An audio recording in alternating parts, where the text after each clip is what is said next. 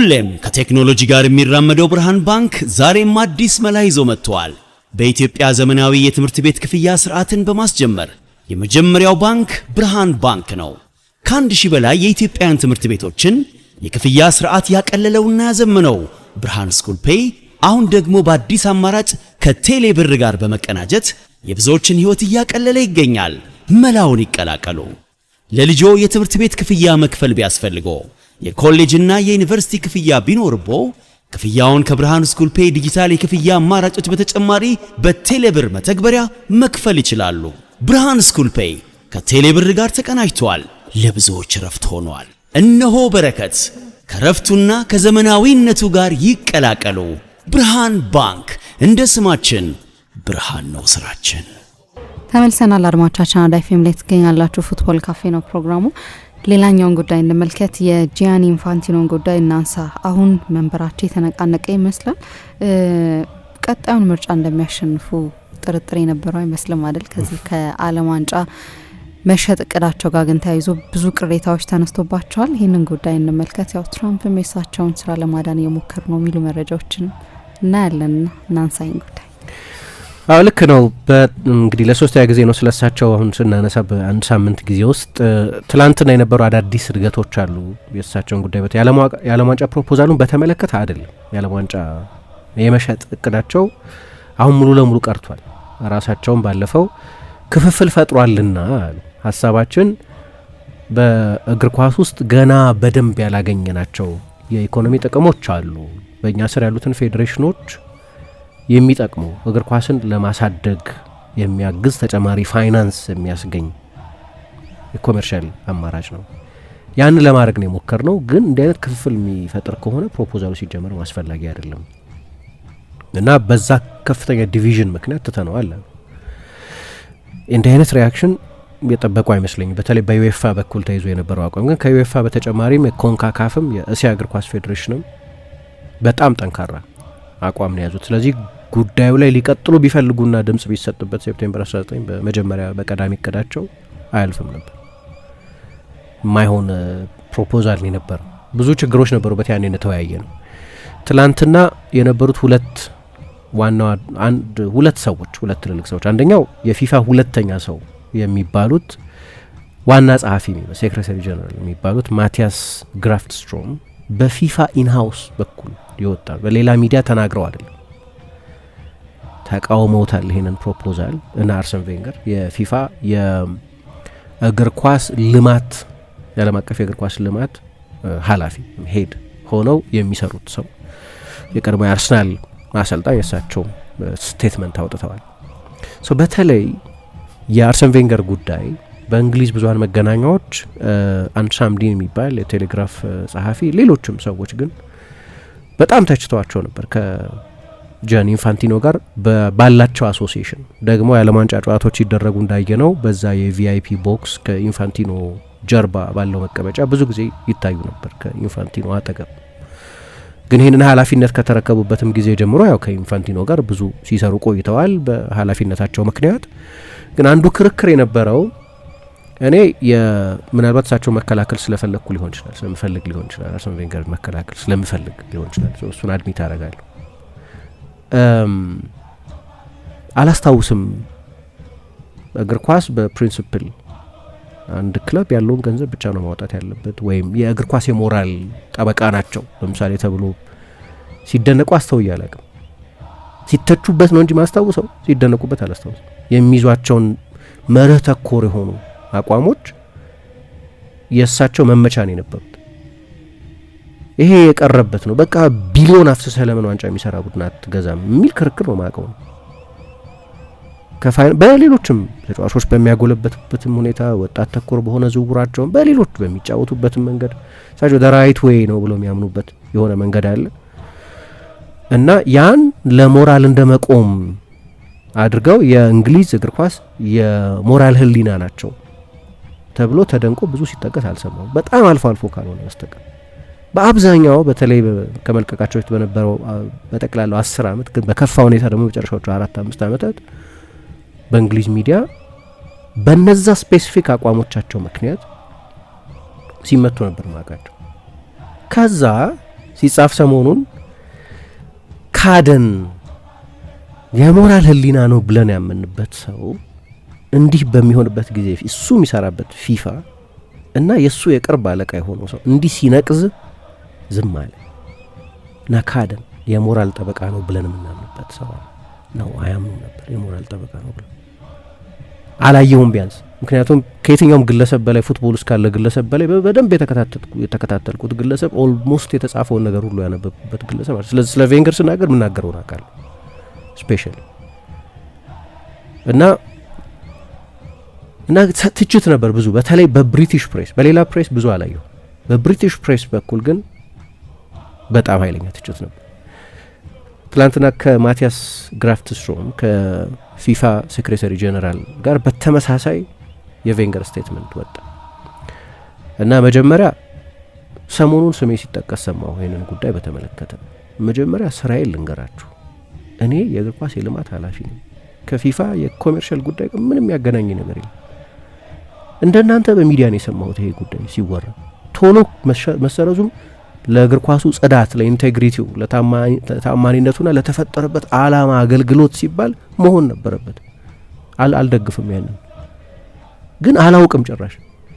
በቀደም እንዳነሳሁት 8 የፊፋ ምክትል ፕሬዝዳንቶች አሉ፣ 28 የፊፋ ካውንስል አባላት አሉ። አያውቁም ሁሉም አይደለም። ቬንገር ኢምፖርታንት ሰው ናቸው ፊፋ ውስጥ ኦኬ። ግን የኔ ስራ የዴታ አናሊሲስ በአለም ላይ አሁን ያቋቋምናቸው 75 አካዳሚዎችን ማቋቋም፣ ለአይፋብ አማካሪ ሆኖ መስራት፣ የእግር ኳሱን እድገት ቴክኒካል ጉዳይን የተመለከተ ጉዳይ ነው ያለኝ። እኔ እንደዚህ አይነት ጉዳይ ላይ ሶሻል ሚዲያ ብዙ አስተያየት ሲሰጥበት፣ ትዊተር ላይ በተለይ ብዙ አስተያየት ሲሰጥበት አይቻለሁ። ይሄን ጉዳይ ግን ኢምፖርታንት ነው።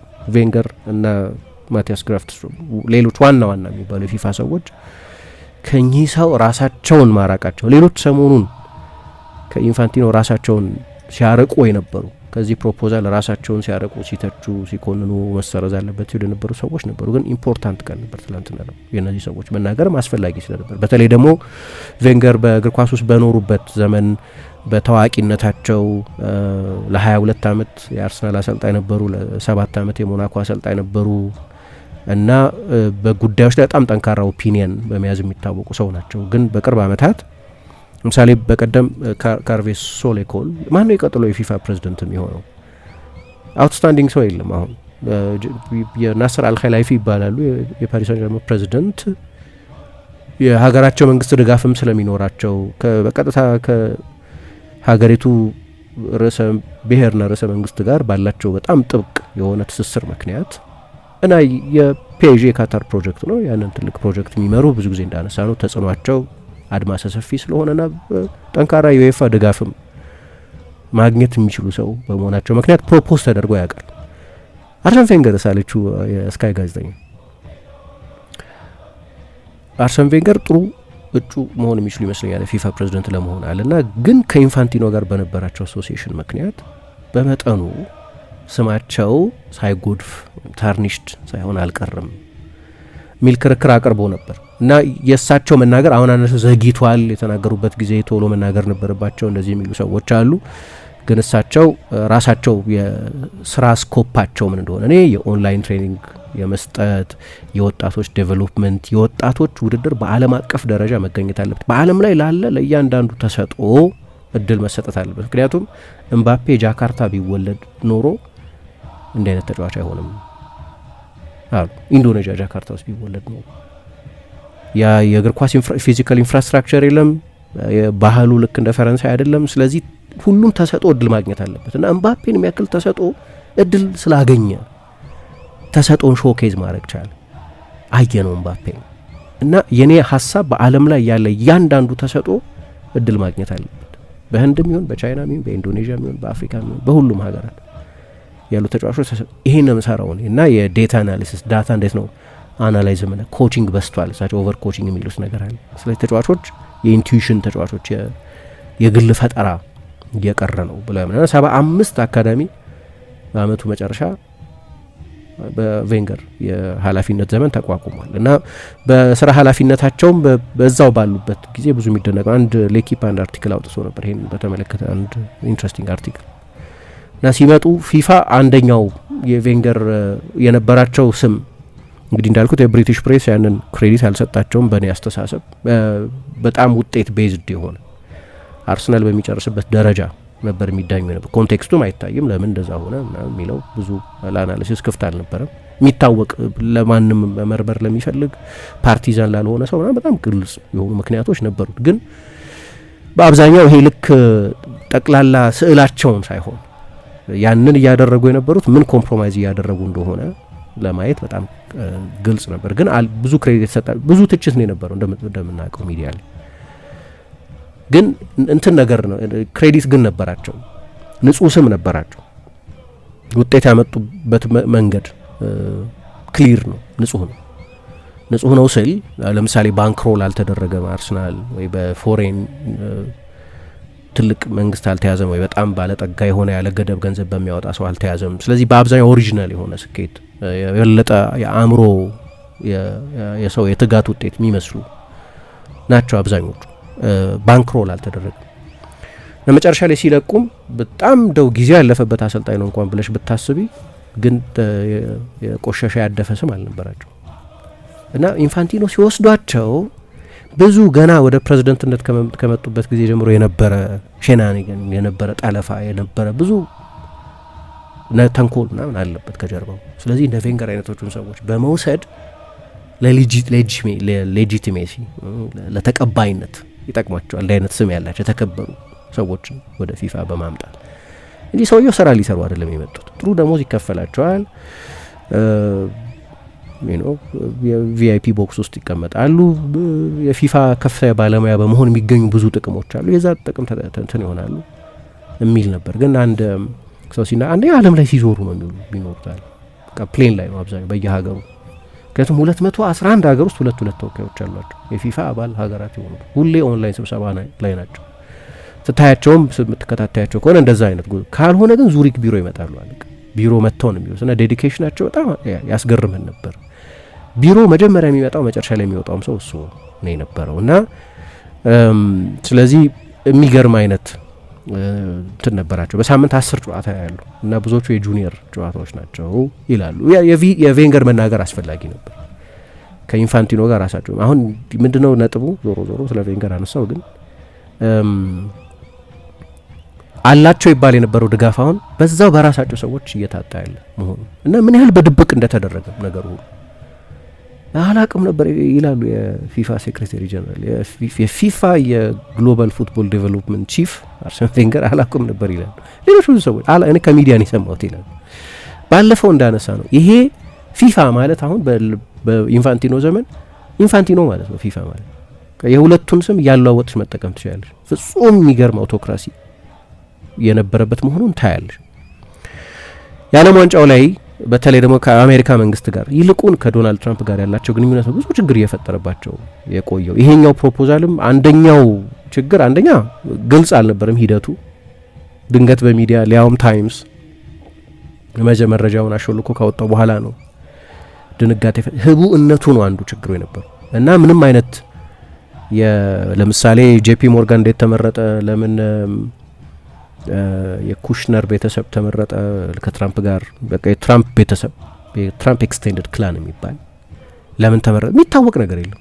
ከዛ ህጎች የጣሱባቸው ብዙ ነገሮች ነበሩ። የ2 ወር ጊዜ ያልተሰጠም ድምጽ ማስፈራሪያኖች ነበሩት፣ ብዙ ነገሮች ነበሩ። ግን ለአውሮፓ ግን ድል ነው። አንድ ሰው ሲጽፍ ምን አለ መሰለሽ፣ የፋይናንሻል ታይምስ ጸሐፊ ጌዲዮን ራሽመን የሚባል ሰው የዓለም ዋንጫ እየተደረገ በነበረበት ጊዜ ቤልጅየም አሜሪካንን አሸነፈቻት እና የቤልጅየም ተጫዋቾች የዶናልድ ትራምፕ ዳንሲንግ ይባላል፣ የትልቅ ሰዎች የአረጋውያን ዳንስ። የቤልጅየም ተጫዋቾች ደስታቸውን ሲገልጹ ያንን ዳንስ የደነሱ ነው ደስታቸውን ይገልጹ ትራምፕ ላይ ማሾፋቸውን። ምክንያቱም ፎላሪን ባሎጉን እዛ ጨዋታ ላይ እንዲሳተፍ የተደረገው በዶናልድ ትራምፕ ትእዛዝ ነው። ምንም there is no two way about it። በዛ ምክንያት ነው የተጫወተው ተጫዋቹ። ራሳቸው ደግሞ በኩራት ተናግረውታል። እኔ መቼስ ደውዬ እንደዚህ አልልም፣ ግን ሪኮመንድ አድርጌያለሁ። የአሜሪካው ፕሬዝዳንት በቀይ ወጣባቸው ተጫዋች በሚቀጥለው ጨዋታ ላይ እንዲሰለፍ ሪኮመንድ አድርገዋል። አውሮፓ በቅርብ ጊዜ በትራምፕ አስተዳደር ላይ ብዙ በለስ እየቀናት አልነበር። አውሮፓ ራሷ አንድነት የሚጎድላት በመሆኗ ምክንያት። በዚህኛው ጉዳይ ላይ ግን አውሮፓ ቢያንስ የአሁኑ የዋሽንግተን አስተዳደር ላይ በለስ ቀንቷል። ምንም አይነት የቢዲንግ ፕሮሰስ አልነበረውም። በቀጥታ ከትራምፕ ጋር ባላቸው ወዳጅነት ራሳቸው በተለይ ከ2031 በኋላ አንድ ዚግለር የሚባል ታይም ጸሐፊ እንዳለው 6 ሚሊዮን ነው የሚያገኙት አሁን እና ከፊፋ ፕሬዝዳንትነታቸው 2031 ላይ ተነስተው አሁን ሊያቋቁሙት አስበውት በነበረው ኢንተርፕራይዝ ላይ $30 ሚሊዮን በአመት እንዲከፈላቸው ነው ሲዘጋጁበት የቆዩት። ለቪኒሺየስ ሪያል ማድሪድ ካቀረበው ገንዘብ በላይ ያገኙ ነበር ማለት ነው እና የወደፊቱን የእግር ኳስን እጣ ፈንታ አደጋ ውስጥ በሚከት ሁኔታ ያንን አድርገው ነው ያንን ለማ አሁን በኃላፊነት የመቆየታቸው ጉዳይ በጣም ትልቅ አጣብቂኝ ውስጥ ነው ያለው። አብዛኞቹ ፌዴሬሽኖች የሚቀጥለው የፊፋ ምርጫ በሚደረግበት ጊዜ በዚህኛው ፕሮፖዛል ላይ በሰጡት አቋም አንድነት ድምጽ የሚሰጡ ከሆነ የሚፈልጉትን ድምጽም አያገኙ። አሁን ባለው ሁኔታ በኃላፊነት የመቆየታቸው ጉዳይ በጣም በጣም አጠራጣሪ ነው። ዩኤፋ አይደግፋቸውም፣ ግልጽ ነው። ኮንካካፍ በሜክሲኮ በኩል የሆነ መለሳለስ ያለ ይመስላል።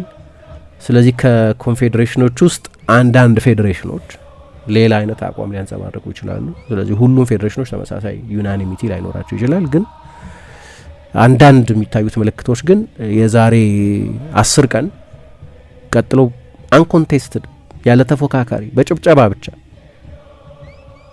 አንድ ሰው እንዲህ አይነት ፕሮፖዛል አለኝ ለፊፋ ፕሬዝዳንት አድርጋችሁ የምትመርጡን ከሆነ ብሎ ካምፔን ሳያደርግ ዘመቻ ሳይኖር ቀጥታ ይመረጡ ነበር። ባለፉት ምርጫዎች እንደተደረገው ብዙ ጊዜ ሃቫላንጅ እና ሴፕ ብላተር በተመረጡበት አይነት ነው። እንዲያውም ሴፕ ብላተር ኢሳያቱ ምናምን አንድ ጊዜ ሞክሯቸው ነበር። ግን ለኢንፋንቲኖ ግን ምንም ችግር አልነበረም የሚቀጥለው መጋቢት ምርጫ። አሁን እንደዛ አይደለም እና አውሮፓም በተለይ ለአውሮፓ እንደ ድል ነው የተቆሰው። የአውሮፓዊ ናቸው። ከጣሊያናዊ ቤተሰቦች በስዊዘርላንድ የተወለዱ ሰው ናቸው። አውሮፓውያን ናቸው። የዩኤፋ ሰው ነበሩ። ሰሪ ፕላቲኒ ብዙ የሚናገር ወደ የፕላቲኒ ረዳት ጥሩ ረዳቴ ነበር፣ ግን ድሮ ሀብታሞችና ታዋቂ ሰዎችን ይወድ ነበር ምናምን አለ ሰው። እንደዚህ አይነት ዝንባሌ ነበረው። አዲስ ነገር አይደለም። የሆነ ይህንን ባህሪውን ድሮ ያወቅኩት ያገለግለኝ ነበር፣ ጥሩ ያግዘኝ ነበር፣ ጥሩ ረዳት ነበር፣ በስራው ላይ ጎበዝ ነበር፣ ስለ ህግ ያውቃል፣ የህግ ሰው ነው እንደዚህ። ግን ድሮም ቢሆን ይተሻሽ ነበር ከእንደዚህ አይነት ሰዎች ጋር፣ እንዲህ አይነት ልማድ ነበረው አለ እና አውሮፓዎቹ ለረጅም ጊዜ እኔ የአውሮፓዎቹን አስተሳሰብ በጣም በጥርጣሬ ነው ማለት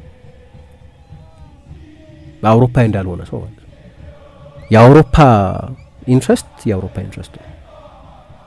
ለምሳሌ ለኢትዮጵያ ፉትቦል ምንም አይነት ጥቅም የለውም የአውሮፓ ኢንትረስት። ስለዚህ ግሎባል በሆነ ሁኔታ ማየት ያስ የአውሮፓዎቹ አቋም በሙሉ ትክክል ነው ማለት አይደለም፣ ግን በዚህኛው ጊዜ ድል አግኝተዋል። ምክንያቱም ለምሳሌ በንግድ ጉዳይ ላይ ትራምፕ በሆነ ጉዳይ ያኮርፋሉ አይደል? ከዛ ምንድን ነው የሚያደርጉት? ያው ጦር ሁሉ አይመዙም፣ ግን ታሪፍ ይጥላሉ። ከዚህ በኋላ ከፈረንሳይ የሚመጣ ወይን ላይ 100% ታሪፍ አደርጋለሁ ይላል። ከስፔን የሚመጣ እንደዚህ አይነት ምርት ላይ ይህን ያህል ፐርሰንት እና አውሮፓዎቹ አሜሪካ በኢኮኖሚ በጣም ዶሚናንት በመሆኗ ምክንያት ሪታሌት እንኳን አያደርጉ፣ መልስ አይሰጡም። ከአሜሪካ በሚመጡ ሸቀጦች ላይ ምናምን በጣም ደካሞች ናቸው በዚህ ጉዳይ ነው እና በአንድነት ማዘ ዩኒየንም የትራምፕን አስተዳደር አልተጋፉ። በእግር ኳስ ግን ቀን ናቸው። ምክንያቱም የእግር ኳስ ፈርጣማ አውሮፓ ነው እንጂ አሜሪካ አይደለም። የአውሮፓ በጣም እስከ ያለፉት 6 የዓለም ዋንጫዎች 5ቱን ያሸነፉት አውሮፓዎቹ ብቻ ናቸው መሆናቸው ብቻ ሳይሆን ከ8ቱ የሩብ ፍጻሜ ተጋጣሚዎች 6ቱ ወይም ከ4ቱ ግማሽ ፍጻሜ ከደረሱት 3ቱ የአውሮፓ መሆናቸው ብቻ አይደለም። ዋናዎቹ ክለቦች በሙሉ ያሉት እዛ ጋር ነው። ያ ምንድነው አንድ ኤድዋርድ ፊሽመን የሚባል ሰው ምን ይላል? የዓለም አቀፍ የፖለቲካ ኃይል የኢኮኖሚ ኬላዎች ላይ ባለ ቁጥጥር የሚወሰን ነው ይላል። ለምሳሌ ቻይና ይሄ ሬር እርዝ የሚባል አላት እና በጣም ወሳኝ ክሪቲካል ሚነርስ አሏት። ስለዚህ ልክ አውሮፓ ላይ የሚያደርጉትን ቻይና ላይ መድገም አይችሉም። ቻይና አሜሪካ የሌላት ብዙ ነገር አላት። የአውሮፓ ሬር እርዝ ደግሞ ፉትቦል ላሚን ያማል ነው ወይ ምባፔ ነው ወይም ቤሊንጋም ነው። ሬር እርዝ ናቸው እነሱ ይላል። ስለዚህ ቀጥታ ያው ራሳቸው አለመሳተፋቸው ከትራምፕ ጋር የተደረገ ነው አለመባሉም ከትራምፕ ጋር እንደ መጋፈጥ ተደርጎ ላይ ቆጠር ይችላል። ግን ልዩነቶች ከጀርባ ታያለች። ለምሳሌ ቻርልስ ኩሽነር እኔ እኮ አንዳንድ ጊዜ እንዴት ነው የሚገርመኝ የትራምፕ እንትን ማለት በጣም አምባገነን የሆኑ የአፍሪካ መሪዎች የሚከተሉ ለምሳሌ ቻርልስ ኩሽነር በፈረንሳይ አሜሪካ አምባሳደር ናቸው። የሴት ልጃቸው ባለቤት አባት ናቸው። ቻርልስ ኩሽነር የጃሬድ ኩሽነር አባት ናቸው። እና በቃ እንዲህ የሆነ ኢምቤዝልመንቱ አይን የሌለው ነው። ይህ የቤተሰብ ስልጣን የእሳቸው ሲኒየር አማካሪ ነበር ኢቫንካ ትራምፕ ልጅ እና ከማክሮን ጋር አይስማማም ይሄ ሰው ደግሞ አባትየው ጃሬድ ኩሽነር እና እንዳትመጣ ቤተ መንግስት ሁሉ ተብሎ ወደ ኤሊዜ ከማክሮን ጋር ሁሉ አይገናኙ። ለዚህ ነው ማክሮን አሁን ከጀርባ ሆነው ለኢንፋንቲኖ ደውለዋል፣ ለአሌክሳንደር ቼፌሪን ደውለዋል፣ ለዲያሎ ለፊሊፕ ዲያሎ ለፈረንሳይ እግር ኳስ ፌዴሬሽን ፕሬዚደንት ይህን ጉዳይ በተመለከተ ጠንካራ አቋም መያዝ አለብን ብለዋቸዋል። እግር ኳስና ፖለቲካ አይገናኝም ምናምን ይሉሻል ሰዎች። ኦፍኮርስ እንደ እግር ኳስና ፖለቲካ የሚገናኝ የለም። የአውሮፓ ኢንትረስት ነው እንጂ ፉትቦል ብቻ አይደለም ተደርጎ የታየው እና አውሮፓዎቹ በዚህ ሊቨሬጅ አግኝተው በደንብ አሁን ኢንፋንቲኖን ካልፈነቀሉ ተኝተው ያሉ ይሳካላቸው አላይሳካላቸውም አላውቅም። እንግዲህ ትራምፕ ያድኗቸው እንደሆነ እናያለን። ጥረት እያደረጉ ነው ይባላል። በጣም ጠንካራ ቃላት ያሉበት ማስተባበያ ተሰጥቶበታል። ሰሞኑን ትራምፕ ጋር ደጅ እየጠኑ ነው፣ ስልክ እየደወሉ ነው፣ ግን እሳቸው አይመልሱላቸው እንደዚህ ነው የሚለው ውሸት ነው። ይሄ እንደ አይን ያወጣ ቅጥፈት ነው ይሄ ዘገባ ብለው አስተባብለዋል። ውሸት አይመስለኝም፣ እኔ ውሸት አይመስለኝም። የነበራቸው አሶሲዬሽን ለምሳሌ የፊፋ የኒውዮርክ ቢሮ ትራምፕ ታወር ላይ ነው ያለው። ከዚህ በፊት የሰላም ሽልማት ሰጧቸው። የትራምፕ ፒስ ካውንስል ላይ ኢንፋንቲኖ አባል ናቸው ምናምን የሚለውን ነገር ሁሉ እንደተጠበቀ ሆኖ ብዙ ችግሮች አሉበት። ግን ኢንፋንቲኖ በጣም የገረመኝ ነገር ይህንን እቅድ ይፋ ማድረግ የፈለጉት አሁን አልነበር። ልክ የዓለም ዋንጫ ፍጻሜ ከስፔን አርጀንቲና ጨዋታ በፊት በፊፋ ኮሪደር ኦፍ ፓወር ላይ በዛ አካባቢ ኢንፋንቲኖ አንድ ትልቅ ነገር ይፋ ሊያደርግ ነው።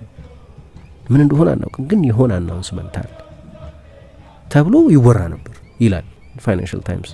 እና አንድ የዝርዝሩ ጉዳይ አልታወቀም።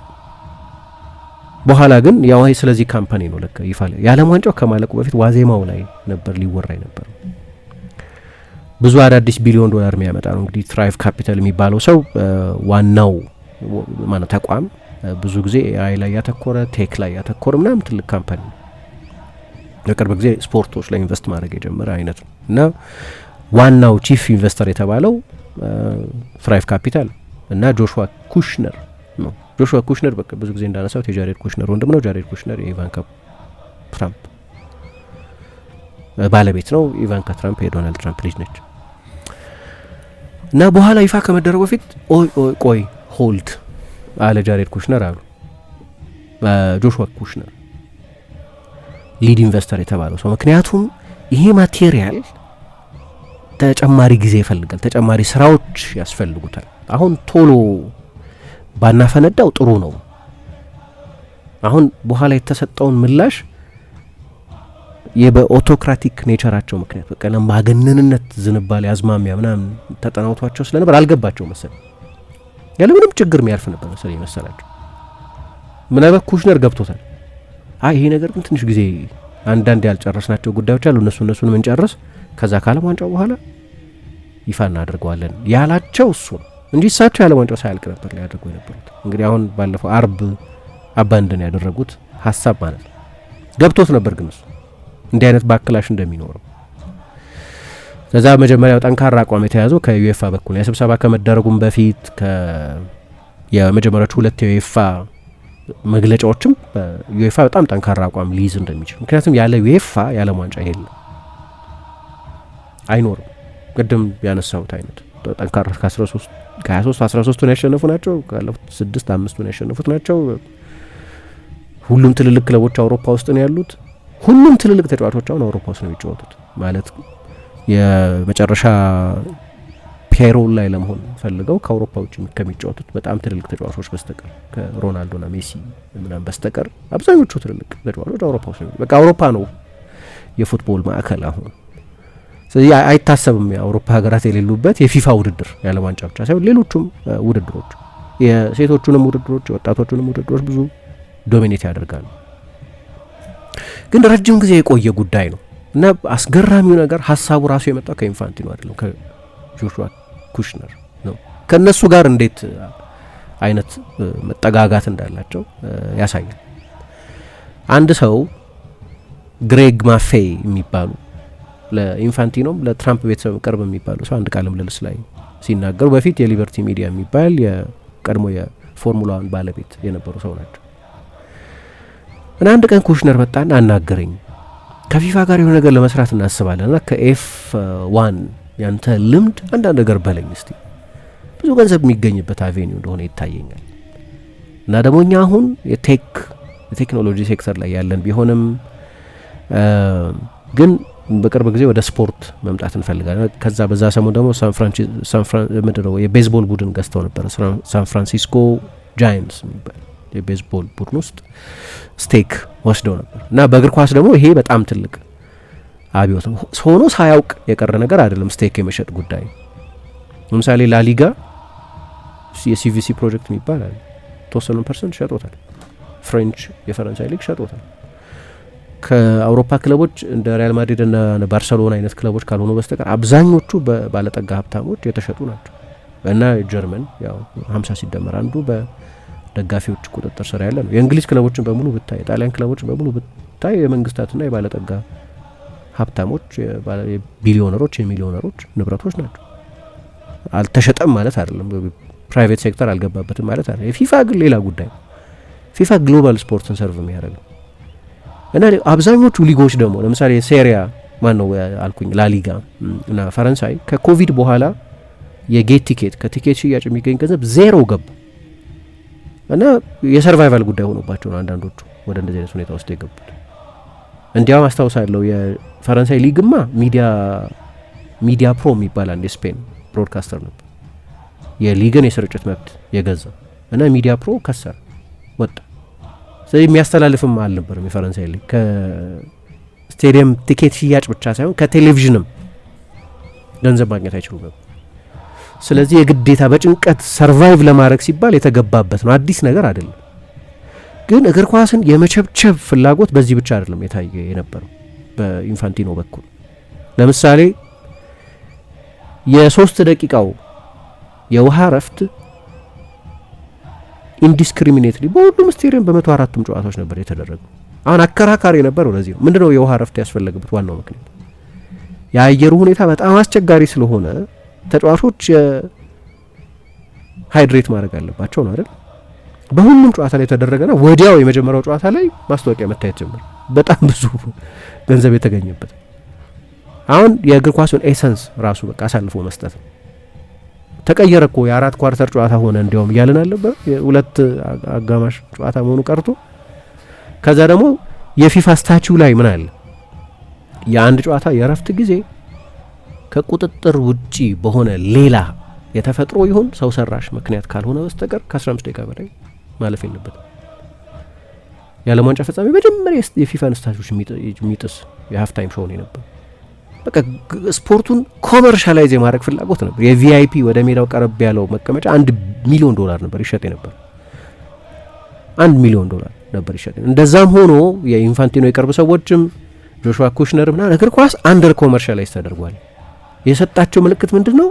እንዴ እኮ በጣም ብዙ ገንዘብ በቃ ይገኝበታል። ይሄኛው የዓለም ዋንጫ እንደ ሙከራ ነበር የታየው፣ እንደ መሞከሪያ።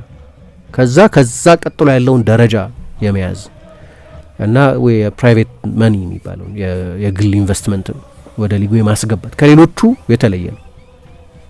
የፈረንሳይ ሊግ፣ የስፔን ሊግ እና ክለቦች ከሚያደርጉት በጣም የተለየ ነው። ይሄ ነው ደግሞ ባለቤቱ ብዙ ጊዜ እንዳነሳ ነው ከትራምፕ ጋር የነበራቸው እና ምናልባት አሁንም ያላቸው ግንኙነት ብዙ የሚያጠያይቅ ነገር አለው። እንግዲህ ትራምፕ ሙሉ በኩልሄ ሆነው የፈለጉትን ያደርጉ እንደሆነ አላውቅም፣ ግን ናቸው ሜቢ እግር ኳስ ከፖለቲካ ተጽዕኖ የጸዳ አይደለም።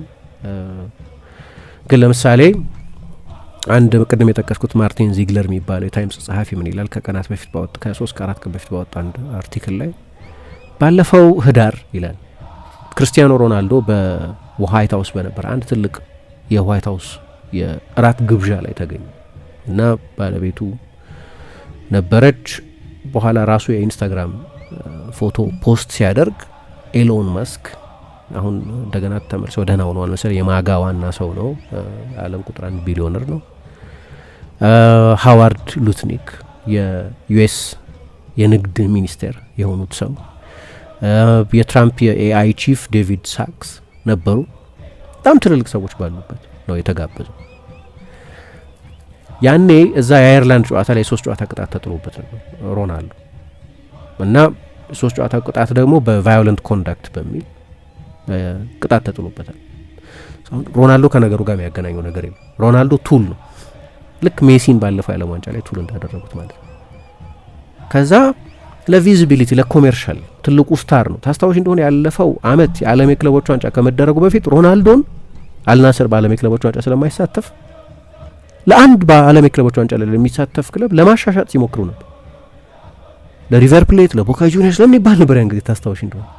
ያኔ እንዲያውም አንስተነዋል። ኢንፋንቲኖ የሄዱበት ርቀት የሚገርም ነው። ከዛ ሮናልዶ ነው ትልቅ ሱፐርስታር ነው። በሶሻል ሚዲያ ላይ በዓለም ላይ ምናልባት በጣም ፌመሱ ሰው ሊሆን ይችላል። እንደሱ የሶሻል ሚዲያ ፎሎሺፕ ያለው ሰው የለም። ተጽዕኖ ለንግድ ያለው ጥቅም ጥያቄ ያለው አለ አይደለም። የዓለም ዋንጫ ሲጀመር የመጀመሪያው ጨዋታ ላይ ተሰልፏል። የሆነው ደግሞ ከዚህ የራት ግብዣ ማግስት ነው ያ ነገር የተደረገው። በትራምፕ በኢንፋንቲኖ መካከል ንግግር አልነበረበትም። የባሎጉን ጉዳይ ምናምን የመጀመሪያ አይደለም። በፓወርስ ኦፍ ኮሪደርስ ላይ የሚደረገው ነገር ኖርማል አይደለም። የባሎጉንም ጉዳይ አይደለም። የቤልጅየም አሰልጣኝ ባለፈው አሁን ሜዳ ውስጥ ሄዱ አንተ አይደለህም እሺ ተጠያቂ፣ አንተ ምን የምታውቀው ነገር የለም ብለው የነገሩት ለዚህ ነው። ነግሬዋለሁ እንደዛ ብለው ከተቀየማችሁ እንግዲህ አንተ ምን አደረክ ምናምን ብለው ከትራምፕ ኢንፋንቲኖ ናቸው ተነጋግረው እንዲህ አይነት ነገር የሚያደርጉት። ይሄ ይመስላል የሚያስበላቸውን ሰው በመጨረሻ ላይ ስልጣናቸውን የሚያስቀማቸው የሚቀሙ ከሆነ ምክንያቱም በጣም ዴሊኬት ወይም አደገኛ በሆነ ሁኔታ ውስጥ ነው ያሉት። የጂያኒ ኢንፋንቲኖ እና የፊፋን ጉዳይ እያነሳ እንገኛል። ልክ ነው። ከዚህ በፊትም የቆዩ ሌሎች ምናልባት አንድ ከትራምፕ የወሰዱ ትምህርት የሚመስለኝ ትራምፕ የሆነ ነገር ይናገራሉ እና በጣም የሚያስቆጣ ይሆናል ንግግሩ፣ ወይ የሆነ ውሳኔ ይወስናሉ በጣም የሚያስቆጣ ይሆናል እና የዜና ሼልፍ ላይፍ ግን አጭር አልጠፋ ያላቸው የኤፕስቲን ፋይል ነው ይባላል። በቃ እንጂ ትራምፕ የገባቸው አንደኛው ነገር የሆነ ጉዳይ ከሆነ ጊዜ በላይ መወያያ ይሆን ከዛ እንደገና ወደ ኖርማል ሁኔታ ትመልሻል እና he can get away with everything የሚባለው ለዚህ እንደ የፈለጉትን ቢያደርጉም ምንም የሚመጣ ነገር የለም እና በጣም በቅርብ ለመታዘብ የቻሉት አንደኛው ነገር እሱ ሳይሆን አይቀርም። ከዚህ በፊት ያደረጓቸው በጣም ሊያስጠይቋቸው ሊያስተቿቸው ምላሽ እንዲሰጡባቸው ሊገደዱባቸው የሚችሉባቸው በርካታ ነገሮች ነበሩ ያለ ምንም የበረታ ሁኔታ እና ደግሞ ብዙ ጊዜ እንዳልኩት የፊፋ ስልጣን የሚያዝበት መንገድ በቀጥታ በገንዘብ የሚገዛ የሚመስል በመሆኑ ምክንያት በቃ ለትንንሾቹ ፌዴሬሽኖች ለማመን የሚከብድ ለነሱ ለማመን የሚከብድ ገንዘብ ትሰጫለሽ ማለት ድምጽ ታገኛለሽ ማለት። ይህንን ደግሞ ሌሎቹ የፊፋ ፕሬዝዳንቶች ከዚህ በፊት ሲያደርጉት ቆይተዋል እና ያ ደግሞ የሚፈጥረው ሴንስ ኦፍ እንትን አለ ምንም አይመጣም ምናምን የሚል ስሜት ያለ የነበረ ይመስላል በሰውየው በኩል። አሁን እንግዲህ አስቸኳይ ስብሰባ ጠርተዋል እንደሚታወቀው ዛሬ በሞሮኮ ናቸው ሰሞኑን። ደግሞ ለምሳሌ አሁን አንዳንዱ ነገር የሆነ አሁን ቅድም በጠቀስኩት አንድ ዘገባ ላይ ስለዚህ ፕሮፖዛል የሚያውቅ አንድ ሰው ብዙ ሰው አያውቅም፣ ግን አንድ ሰው ከ2031 በኋላ we can make a serious amount of money here ከ2031 በኋላ በጣም ብዙ ገንዘብ እናገኝበታለን ብለው ለዚህ ሰው ይነግሩታል። ያ ማለት ያው የአሁኑን ምርጫ እንደሚመረጡ እርግጠኛ ሆነው 2027 ላይ ያ የፕሬዝዳንትነታቸው ዘመን ሲያበቃ ማለት ልክ እንደ ኤንኤፍኤል ኮሚሽነር የሆኑ ነበር ማለት ነው። እዛ ቢጸድቅ ኖሮ እንዳሰቡት ቢሄድላቸው ነው። ከዛ አንደኛው ሰውዬ ስለ ደሞዝ እንዳይሆን የምትለኝ 6 ሚሊዮን ነበር የሚያገኙት። ኖ አም ቶኪንግ አ ሲሪየስ መኒ አማውንት ኮስተር ስላለ ገንዘብ ነው የሚሆነው።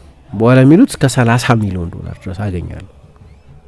ይሄ በጣም የግል ኢንትረስት ቦነስ ሳይጨመርበት ሌሎች ብዙ ቦነሶች አሉት። ያ ቦነስ ሳይጨመርበት ያን ያህል ገንዘብ የማግኘት ፍላጎት ነበራቸው እና ሰዎችም ይላሉ ብዙ ጊዜ ከከዋክብት ገናና ስም ካላቸው ከቀድሞ ተጫዋቾች ጋር መጎዳኘት ይፈልጋሉ ሰው እና ያንን አይነት የስታር ህይወት መኖር ይገባኛል፣ እንደዚህ አይነት በቃ የተቀናጣ ህይወት መኖር ይገባኛል፣ በፕራይቬት ጀት እንደፈለጉ መሄድ። አሁን በዓለም ዋንጫ ላይ 2 ጨዋታ እዛኛው ስቴዲየም ላይ ተናጩ፣ ትንሽ ቆይቶ ደግሞ እዛኛው ስቴዲየም ላይ እናያቸዋለን።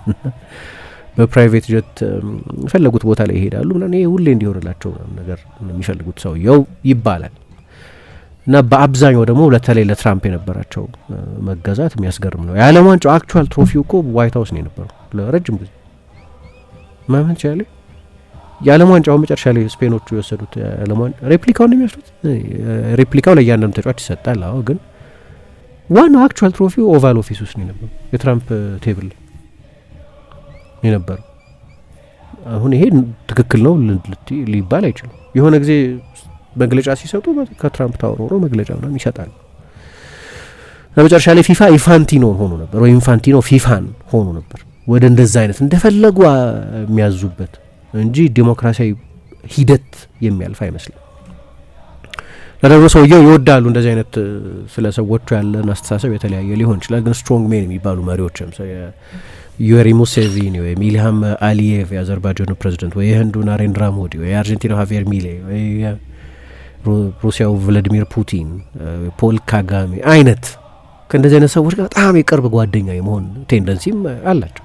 ብዙ ጊዜ ከትልልቅ ፖለቲከኞች ጋር ስራቸው ከፖለቲካ ሰዎች ጋር እንደሚያገናኛቸው ወደ ሆነ ሀገር ቢሄዱ ከሀገሪቱ መሪ ጋር እንደሚያገናኛቸው የታወቀ ነው።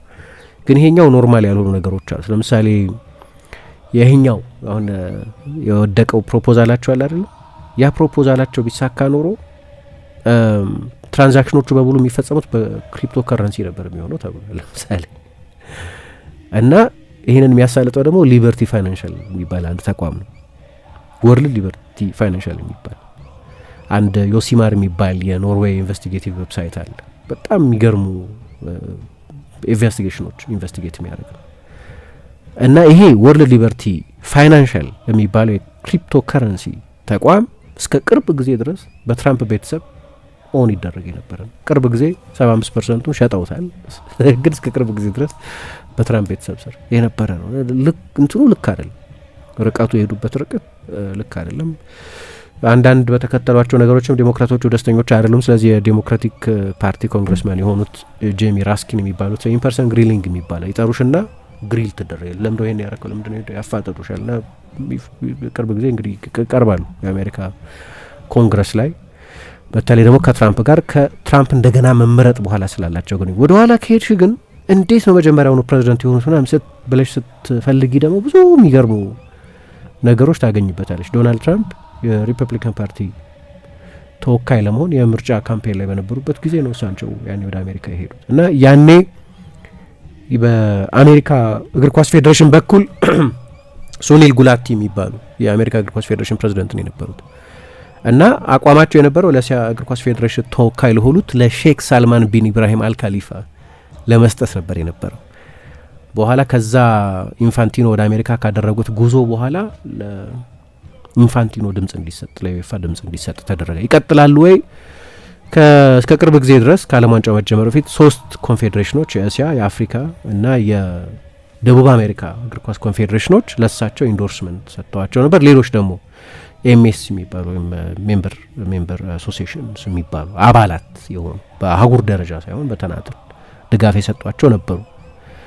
አሁን የእስያ ኤኤፍሲ የሚባለው ካፍ የአፍሪካውና ኮንሜቦል የደቡብ አሜሪካው 110 ይሆናል ለኮንፌዴሬሽን ድምጽ ሲሰጡ 110 በቂ ነው። 211 ስለሆነ 50 ሲደመር ያሸንፉ ነበር። አሁን ግን ነገሮች ተለውጠዋል። ለምሳሌ የእስያ እግር ኳስ ፌዴሬሽን ከኮንካካፍና ከአውሮፓ ጋር አብሮ ነው መግለጫ የሰጠው ተቃውሞ ይሄንን ጉዳይ በተመለከተ ያጣሉ ወይ? አንዳንዶቹ ደግሞ ከዚህ በፊት ድጋፍ ያገኙባቸው ለምሳሌ ከእስያ ተነጥለው እንደግፋለን ያሉ አንደግፍም ያሉ ሜምበር አሶሲዬሽንስ ነበሩ። ተናጠል የእግር ኳስ ማህበራት ደግሞ ነበሩ። ለምሳሌ የሊባኖሱ እና የካታር ኢንትረስቲንግ ነው። ምክንያቱም ናስር አልኸላይፊ ካታር ሰው ናቸው። እጩ ሆኖ አልቀረቡም። ግን ካታር በይፋ ወጥታ አሁን ኢንፋንቲኖ ደግፋለሁ ብላለች። ሜቢ 2022ቱን የዓለም ዋንጫ ባገኙበት ሁኔታ ውለታ ስላለ ሊሆን ይችላል አላውቅም። ግን የስልጣናቸው ሁኔታ በጣም አደጋ ውስጥ ገብቷል። ሰዎችን ፊፋ አዲስ ድምጽ ሌላ የበለጠ ንጹህ ሰው ያስፈልጓል የሚለው አቋም የበለጠ ትኩረት አግኝቷል። ሁሌም ከቴክኖሎጂ ጋር የሚራመደው ብርሃን ባንክ ዛሬም አዲስ መላ ይዞ መጥቷል። በኢትዮጵያ ዘመናዊ የትምህርት ቤት ክፍያ ስርዓትን በማስጀመር የመጀመሪያው ባንክ ብርሃን ባንክ ነው። ከ1000 በላይ የኢትዮጵያውያን ትምህርት ቤቶችን የክፍያ ስርዓት ያቀለለውና ያዘመነው ብርሃን ስኩል ፔይ አሁን ደግሞ በአዲስ አማራጭ ከቴሌ ብር ጋር በመቀናጀት የብዙዎችን ህይወት እያቀለለ ይገኛል። መላውን ይቀላቀሉ። ለልጆ የትምህርት ቤት ክፍያ መክፈል ቢያስፈልጎ የኮሌጅና የዩኒቨርሲቲ ክፍያ ቢኖርቦ ክፍያውን ከብርሃን ስኩል ፔይ ዲጂታል የክፍያ አማራጮች በተጨማሪ በቴሌብር መተግበሪያ መክፈል ይችላሉ። ብርሃን ስኩል ፔይ ከቴሌብር ጋር ተቀናጅቷል። ለብዙዎች ረፍት ሆኗል። እነሆ በረከት ከረፍቱና ከዘመናዊነቱ ጋር ይቀላቀሉ። ብርሃን ባንክ እንደ ስማችን ብርሃን ነው ስራችን።